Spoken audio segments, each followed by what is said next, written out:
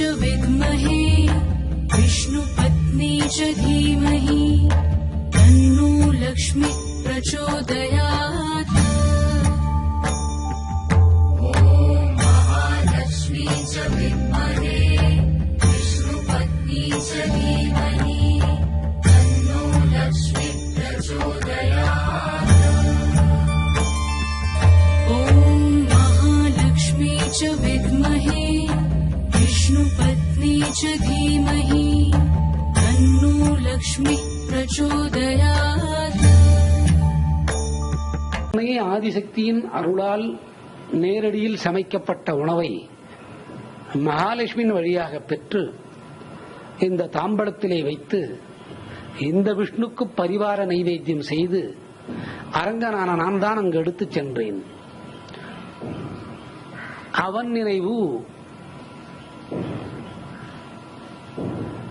இந்த கற்பகிரகத்திலே இருந்தது. உன் நினைவு உன் வீட்டின் உள்ளோர் மக்கள் மனையாள் மேல் இருந்தது. உனக்கு காட்டிய ஒரு கேடா? அப்படியானால் அப்படிதான். அவன்தான் சுத்த வைஷ்ணவன். வடமாளா தென்மாளா என்று கேட்டானாம் அந்தணன்.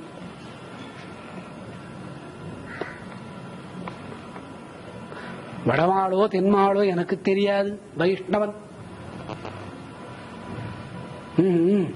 தென்மாள் தென்மாள் அப்படியா? அப்படிதான். புறத்திலே இருந்தவன் நினைவு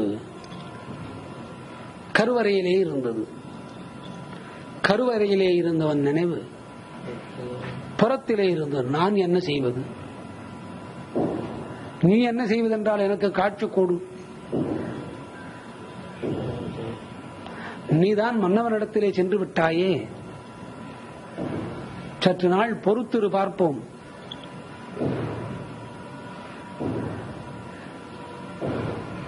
பொறுக்க முடியாது.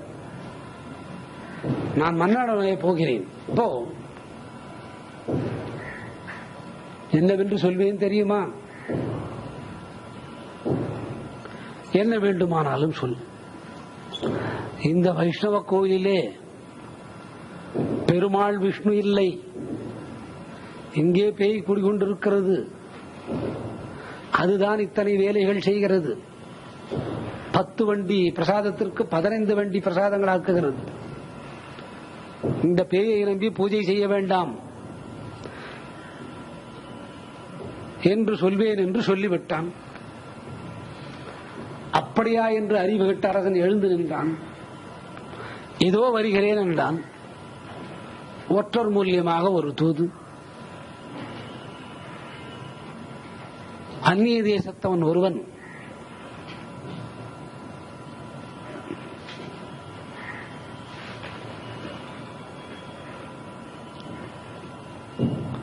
படையெடுத்து வருகிறான். பார்ப்பதற்கு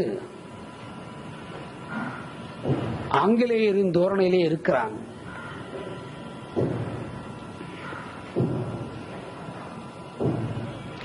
அவன் வந்தால் நாம் மாண்டு விடுவோம். அவனுடைய போர் தடவாளங்கள் அதிகம். வரட்டும், பார்த்து விடுகிறேன் என்றான். எல்லை கோடு வரை வந்துவிட்டனர். வரும் வழியிலே இந்த அந்தணன் அல்லாதவன் வீட்டு வழியாக தான் போக வேண்டும்.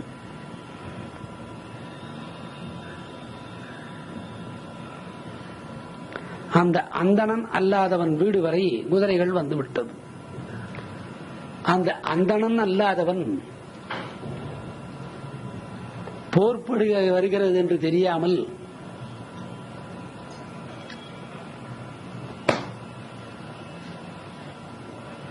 வெளியே வந்து குதிரைகளின் கால் கொழும்பு சத்தம் கேட்கின்றதே என்று வந்து பார்த்தான்.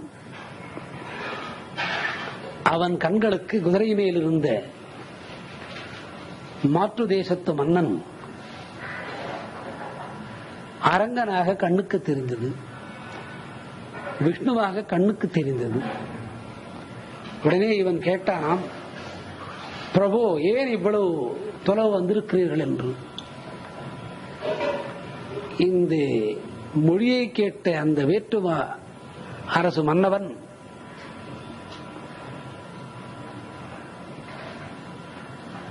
அசந்து நின்று விட்டான். இங்கே என்ன ஒரு தெய்வீகமான மனம் கமழுகிறது.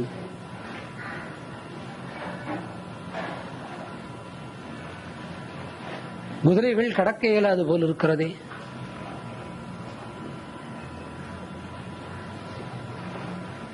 போர் நடத்த முடியாது போல் இருக்கிறது. குதிரையில் அமர்ந்து இந்த மன்னவன் கேட்டானாம், யார் ஐயா நீ? நானா அரங்கனுக்கு சொந்தக்காரன். யார் அந்த அரங்கன்?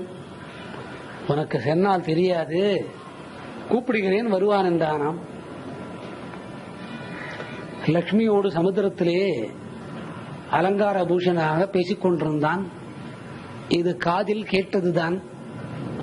அலங்காரத்தை மாற்றி அமைத்து சங்கு சக்கரத்தை கையிலே கொடுத்து ஒரு வாளையும் லட்சுமியானவள் கையிலே கொடுத்து அவளே குதிரையாக மாறி அரங்கனை இங்கு வர வைத்து விட்டார்கள். அரங்கன் போருக்கு தயாராக இறங்கி வந்து விட்டான். கோணல் புத்திக்காரன் பார்த்தசாரியாக வந்தான். மன்னன் அதை பார்த்தான். இது என்னையா இவ்வளவு உயரமான ஆளாக இருக்கிறான்? இவன்தான் என் நண்பன் அரங்கன். மல்லாக்க பார்த்தான். இவன் அரங்கன்? ஆம், அவன் தான் அரங்கன். எங்கிருக்கிறான்? எனக்கு தெரியாது, அவனை கேள். அந்த சொன்னான்.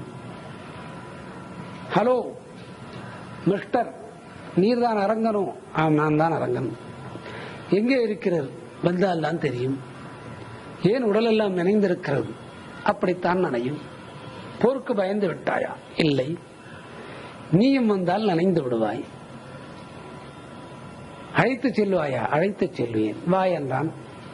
சமுதிரத்தின் மேலே நடக்க வைத்து விட்டான்.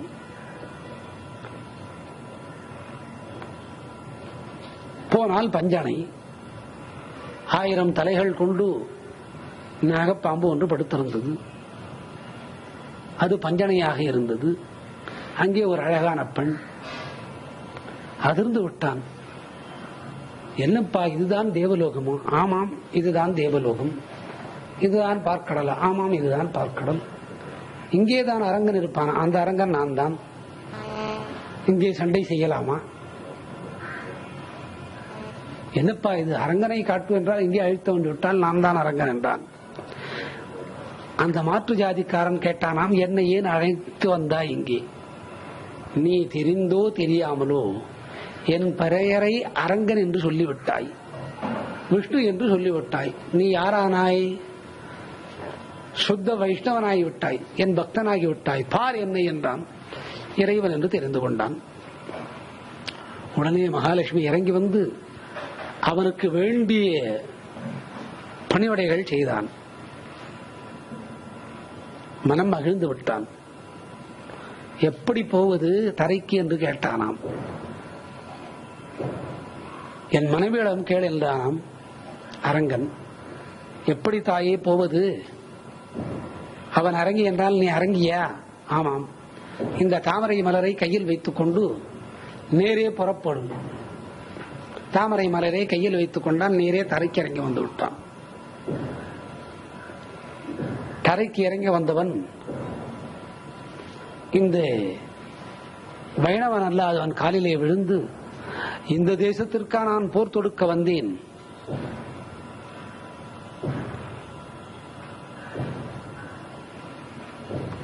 என்னை மன்னித்து விடு. நான் ஏன் உன்னை மன்னிக்க வேண்டும்? அந்த அரங்கன் மன்னித்துக் கொள்வான். நீ ஆனது அவனானது.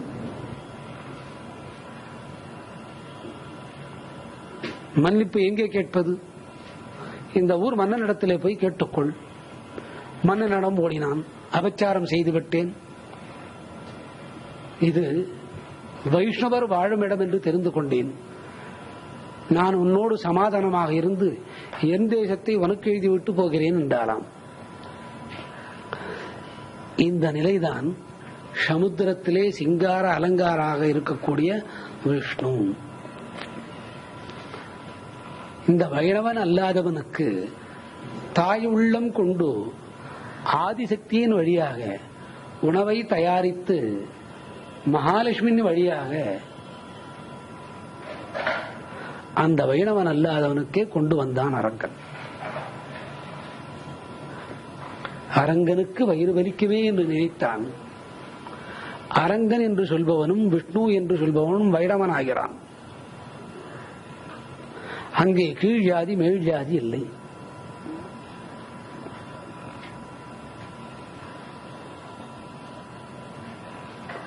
அந்தணரோ கடுகடுவென்றிருந்தான். எனக்கு ஒரு வழி சொல் பெருமாளை, எனக்கு தெரியாதப்பா, நீ அந்த வைணவன் அல்லாதவரிடத்திலே போய் கேட்டுக்கொள். ஓடினான் அந்தணன். எப்படி தெரிந்து கொள்வது? அரங்கா என்று சொல். அதைத்தானே தினமும் செய்து கொண்டிருக்கிறேன். அரங்கா என்று மனதை உள்ளிருத்தி சொல். அரங்கா என்று மனதை உள்ளிருத்தி சொன்னான். பார்க்கடலிலே அலங்காரமாக அமர்ந்திருந்த அரங்கன் தெரிந்தான். தெரிந்ததோடு அல்லாது அவன் இரு கண்களும் சூரியனும் சந்திரனாக அந்த தேசிகருக்கு தெரிஞ்சது. எவ்வளவு அற்புதமான விந்தை இது! ஒவ்வொரு மனிதனும் புறத்திலே இருக்கிறது. 16/4/2011 1:59. அந்த கற்ப கிரகத்துக்கு திரும்பிவிட்டால் அனைத்தும் தெரியும். சூரியன் சந்திரன் பெருமாளின் கண்கள் வழியே மிளிர்வதை கண்டான். இப்படிதான் மனித குலத்தில் இருக்கக்கூடிய அனைவரும். இங்கே வர்ணனைக்கு இடமில்லை. மேல் ஜாதி கீழ் ஜாதி என்ற இடமில்லை. நமக்குதான் மேல் ஜாதி கீழ் ஜாதி என்ற மனம். இந்த பெயரை சொல்லிவிட்டால் அனைத்தும் விஷ்ணுமயமாகிறது. இதை உலகுக்கு பறைசாற்றுபவள் அன்னை மகாலட்சுமி தான். அவள் இருக்கக்கூடிய இடம் திருச்சானூர். அங்கே அந்த மன்னவரின் கண்கள் வலக்கண் சூரியனும் இடக்கண் சந்திரனும், இந்த பார்வைகள் கிரணங்கள் அனைத்தும் வெங்கடமலையிலும் கீழே உள்ள திருச்சானூர் மந்திலும் விழுகிறது. இவ்வனைத்துக்கும் காரணமாக இருப்பவள் அன்னை மகாலட்சுமி தான். சமுத்திர சிங்கார அலங்கார மூர்த்தி விஷ்ணு பரவிஷ்ணு சூரியோ சந்திர கிரகங்கள், இவ்வனைத்துக்கும் வித்தாக இருப்பது அன்னை மகாலட்சுமி தான். சற்று பொறுத்திருந்து பார்ப்போம். அனைத்து காரணங்களிலும் பெருமாளுடைய 2 கண்கள், ஒன்று சூரியனுக்கும் மற்றொன்று சந்திரனுக்கும் வழங்கப்படுகிறது. சூரியன் கண்களுக்கு பிங்களம் என்று சொல்வது, சந்திரன் கண்களுக்கு இடா என்று சொல்வது. இதுதான் மூச்சுக்காற்றின் மயல். இந்த 2 கிரகங்களை ஏன் அவன் கண்களிலே பொறுத்திருக்க வேண்டும்? கண்களில் பொறித்துக் கொண்டிருக்கிறான். அதற்கு காரணம் என்ன?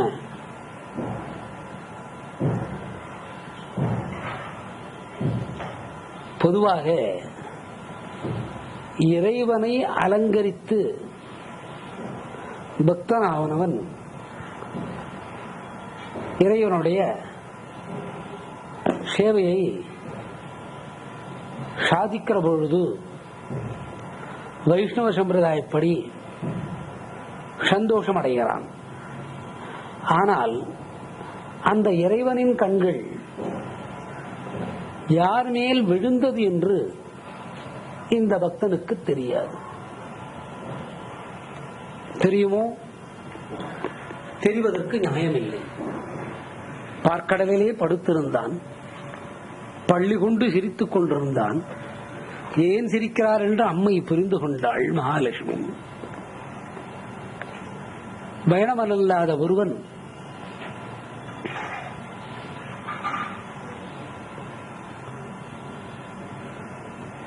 இத்தனை ஆகாரங்கள் தெய்வம் தின்றால் வயிறு வலிக்குமே என்று நினைத்தான். அதாவது இறைவனுக்கு உடலுக்கு ஆகாது என்று நினைத்தான். தெய்வம் இருக்கும் என்று நினைக்கவில்லை. இல்லாத தெய்வத்திற்கே உடல் கெட்டு போகுமே என்று நினைத்தான். அந்த நினைவு மனதிலே தங்க அவனுக்கு உடல் நலிவு ஏற்பட்டது. உண்மைதான். இந்த சமுத்திரத்திலே அலங்கார பூஷணமாக படுத்துக் கொண்டு இருந்த இறைவனை அன்னை மகாலட்சுமி பேச்சு கொடுத்து கண்களை திறக்க வைத்தான். கண்களும் திறந்தான். திறந்ததுதான் தாமதம். 2 கண்களிலும் தானே நுழைந்தாள். தானே நுழைந்து அந்த வைணவன் அல்லாத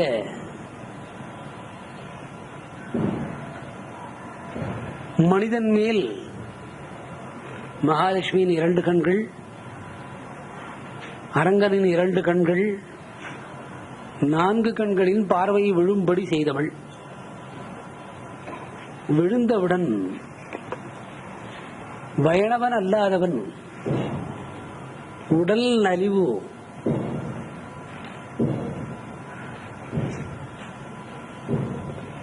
விடுபட்டு நல்ல உடல் பக்குவமானான். அவனை அன்னையானவள் தன்னை 2 கண்களில் நோக்கினாள்.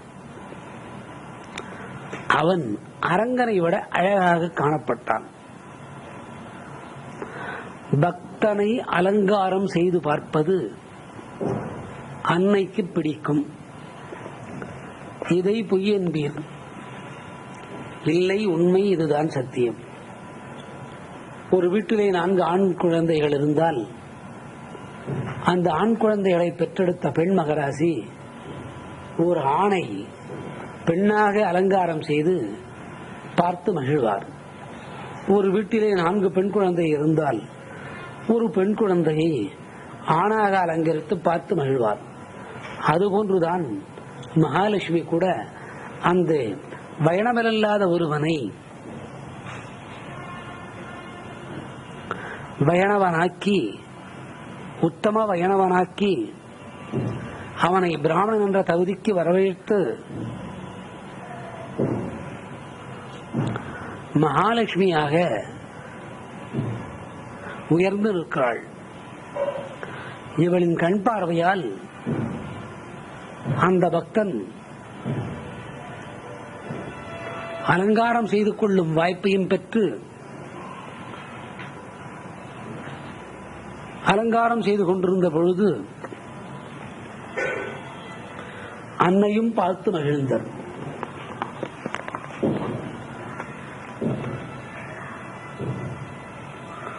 விஷ்ணுவும் பார்த்து சந்தோஷித்தனர்.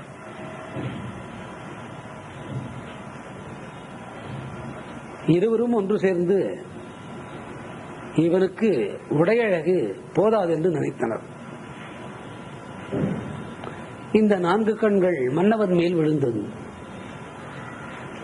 மன்னவனின் கவனம் இந்த அந்தணன் இல்லாதவன் மேல் திரும்பியது. திரும்பியதற்கு மூல காரணம் என்ன? அந்நிய தேசத்து அரசன் போர் தொடுக்காமல் திரும்பி சென்று விட்டான். காரணம், அவனையும் இந்த வைஷ்ணவன் அல்லாதவன் அரங்கனை சேவிக்கும்படி செய்தான்.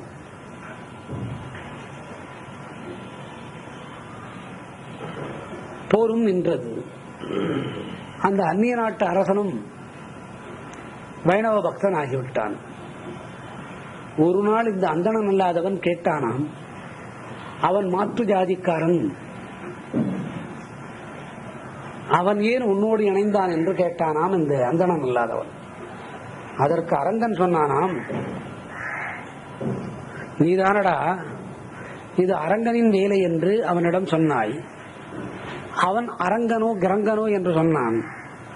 அரங்கா என்ற போது நான் முழித்துக் கொண்டேன், கிரங்கா என்ற போது மகாலட்சுமி முழித்துக் கொண்டாள். நான் அவனை பார்க்கடலுக்கு அழைத்துச் சென்று என்னுடைய விரோதமான விஷயங்களை காட்டிக் கொடுத்து விட்டேன். இது உண்மைதானே? உண்மைதான். இதற்காக தான் போர் நிறுத்தப்பட்டது.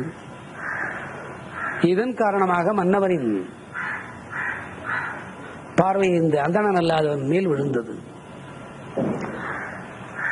அந்தணனுக்கு பதவியும் அளிக்கப்பட்டது. அந்தணன் அல்லாதவனுக்கு அந்தணன் ஆன பின் பதவியும் வழங்கப்பட்டது. அவ்வளவு ஆடை ஆபரணங்களும் வழங்கப்பட்டது. நவரத்னங்கள் கொடுக்கப்பட்டன. இவை அனைத்தும் வாங்கின அந்த அந்தணன் அல்லாதவன் இவை அனைத்தும் அரங்கனுக்கே சொந்தம் என்று நினைத்தானாம். விஷ்ணு பிரபு என்று அழைத்தான்.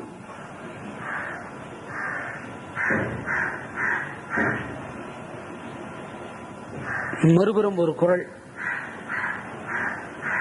ஐயா இந்த உடைகளை உடுத்துக்கொள். யார் பேசுவது? அன்னை மகாலட்சுமி. உடுத்துக் கொண்டால் பார்த்தாள். பக்தனை அலங்கரித்து அம்மை கூட சேவை சாதிக்கிறாள். இது எங்காவது நடக்குமா? வைணவத்திலே மட்டும்தான் இது நடக்கும். இத்தனை மகோன்னதமான ஒரு விஷயம். இந்த விஷயம் அன்னவரின் பெயர் சொல்ற பொழுது வேண்டுதல் அனைத்தையும் நடத்தி கொடுக்கும் வாய்ப்பினை பெற்றுக்கொண்டு மாலவனின் கண்களையும் அம்மையின் கண்களையும் அதன் கிரணசக்தி அனைத்தையும் திருவேங்கடத்திலே பதிய வைத்து அந்த கிரணசக்திகளை திருச்சானூரிலே பதிய வைத்து அமைதியாக அமர்ந்து கொண்டிருக்கிறாள். இந்த வேலையை யார் செய்து கொடுப்பர்? அன்னை மகாலட்சுமி தான் செய்து கொடுப்பர். விஷ்ணுவென்று ஒரு வார்த்தையை சொல்லிவிட்டால் அந்தணன் அல்லாதவன் கூட நைஷ்டிக அந்தணன் ஆகிவிடுகிறான். இது விஷ்ணு வேதாந்த தத்துவம் என்று சொல்லப்படுகிறது.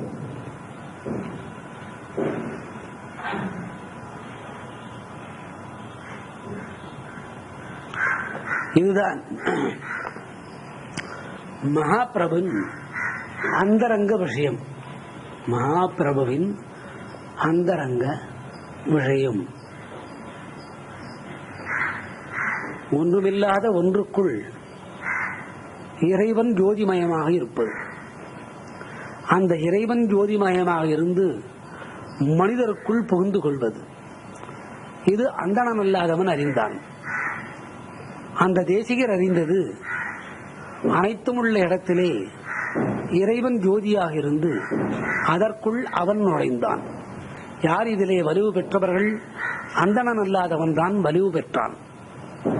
ஆகவே யோக சூத்திரத்தின்படி பலது செய்து அதில் சித்தி அடைந்த பின் இறைவன் வேறு தான் வேறு என்று நினைப்பர்.